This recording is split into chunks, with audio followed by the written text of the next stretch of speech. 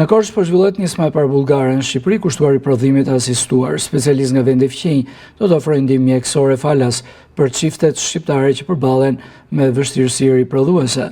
Nisma mbështetet nga filantrop bullgar dhe synon të ndihmojë çiftet shqiptare që ndrojnë të bëhen prindër me fëmijë, duke ofruar shërbime profesionale në fushën e riprodhimit të asistuar.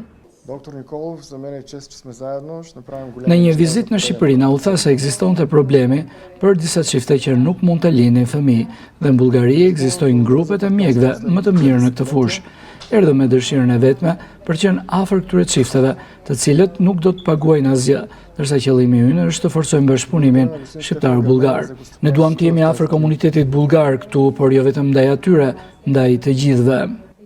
Projekti i cili synon të ndihmojë çiftet e reja që kanë probleme të riprodhimit është një projekt shumë i rëndësishëm. Të gjithë e dimë se sa e rëndësishme është për një familje, për një çift të ri që të ketë fëmijë dhe çfarë problematike dhe çfarë stresi shkakton mungesa e fëmijëve për arsye të ndryshme mjekësore.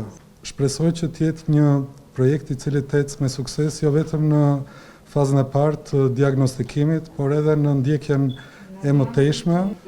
Dhe më vjen mirë që dëgjova që ka patur 2 raste kur projekti ka shkuar përtej ekzaminimit dhe deri në finalizimin apo dhënien e zgjidhjes që ka çuar në zgjidhjen e kësaj problematike.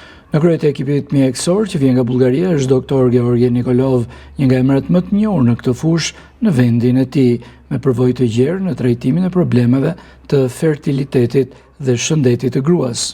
Nisma Bullgaria dhe Shqipëria së bashku për një fëmijë të lindur synon të kthehet në një traditë të përvitshme, si një urë bashkëpunimi mes 2 vendeve tona dhe një shpresë të re për shumë familje shqiptare.